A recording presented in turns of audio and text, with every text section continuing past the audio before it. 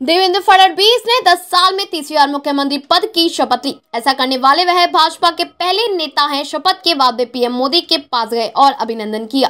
फडणवीस के बाद पूर्व मुख्यमंत्री एकनाथ शिंदे ने डिप्टी सीएम पद की शपथ ली। शपथ से पहले उन्होंने बाला साहेब ठाकरे और आनंद दिघे का नाम लिया। प्रधानमंत्री मोदी और अमित शाह को धन्यवाद दिया। वे राज्य के दूसरे नेता हैं जो सीएम के बाद डिप्टी सीएम बने।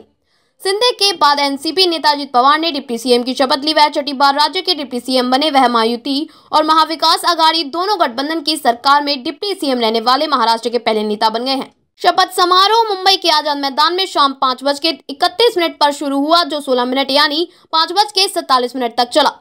राज्यपाल सीपी राधाकृष्णन के सामने तीनों नेताओं ने मराठी में शपथ ली। समारोह में पीएम मोदी, अमित शाह, नितिन गडकरी के अलावा नीतीश कुमार, चंद्रबाबू नायडू समेत एनडीए शासित 20 राज्यों और केंद्र शासित प्रदेशों के सीएम और डिप्टी सीएम शामिल हुए। देवेंद्र सरिता गंगाधरराव फडणवीस ईश्वर साक्ष शपथ घेतो की कायद्याद्वारे स्थापित झाले आहे अशा भारताच्या संविधानाबद्दल मी खरी श्रद्धा व निष्ठा बाळगेन।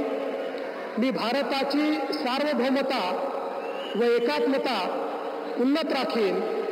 मी महाराष्ट्र राज्याचा मुख्यमंत्री म्हणून माझी कामे निष्ठापूर्वक व सत्सद विवेक बुद्धीने पार पाडेन आणि संविधान व कायदा यानुसार सर्व तऱ्हेच्या लोकांना मी निर्भयपणे व निपक्षपातीपणे तसेच कोणाच्याही विषयी ममत्व भाव किंवा आकस न बाळगता न्याय वागणूक देईल।